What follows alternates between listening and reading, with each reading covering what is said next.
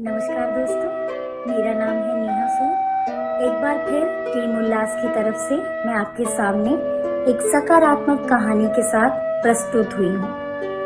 किसी ने बिल्कुल ठीक ही कहा है कि पानी में गिरने से हमारी मौत नहीं होती। हमारी मौत तब होती है जब हमें तैरना नहीं आता। परिस्थितियों में कठिनाइयाँ होती हैं, लेकिन अगर हम उन कठिनाइयों को पार कर जाए तो वो परिस्थितियाँ भी निकल जाती हैं, बुरा समय टल जाता है। तो इसीलिए हमें बुरे समय के लिए हमेशा तैयार रहना चाहिए। इसी पर आधारित है मेरी आज की कहानी।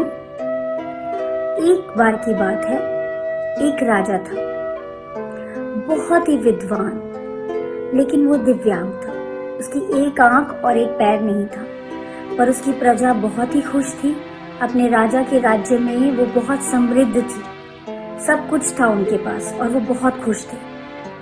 एक बार राजा अपने महल में भ्रमण कर रहा था। घूमते घूमते राजा की नजर महल की एक दीवार पर पड़ी, जिस दीवार पर उस राजा के पूर्वजों की तस्वीरें टंगी हुई थी।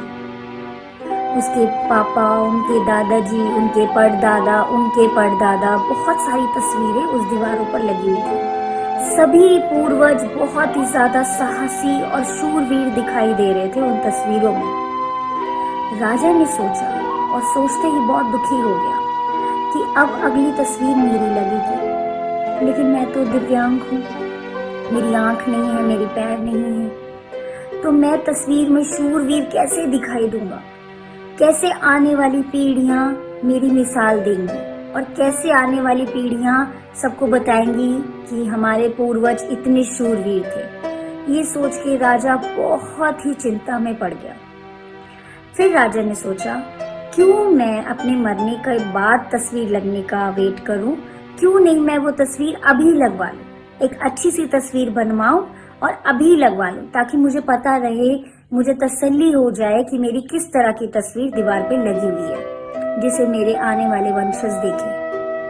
उसने पूरे इलाके में ऐलान करा दिया कि जो भी अच्छा पेंटर, जो भी अच्छा आर्टिस्ट, जो सबसे अच्छी पेंटिंग बना सकता है मेरी, वो मेरी पेंटिंग बना, उसको बहुत बड़ा इनाम दिया जाएगा।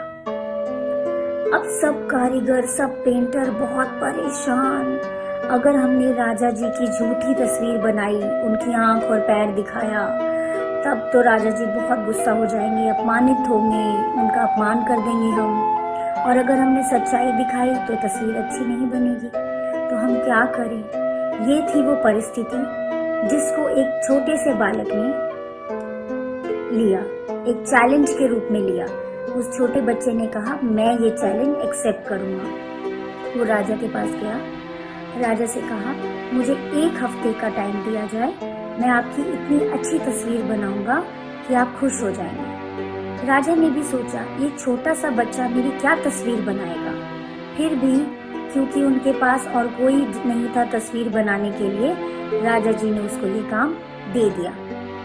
1 हफ्ते के बाद वो राजा के दरबार में तस्वीर लेकर पहुंच गया। दरबार में बहुत ही भीड़ लगी थी, दूर दूर से कारीगर आए थे देखने के लिए कि जो काम हम नहीं कर सके, वो काम ये बच्चा कैसे करके पूरा कराएगा। क्या किया इस बच्चे ने जो इतनी अच्छी तस्वीर इसने बना ली है? तो जैसे ही बच्चे ने राजा को वो तस्वीर दिखाई, राजा इतना खुश हो गया, इतना खुश हो गया।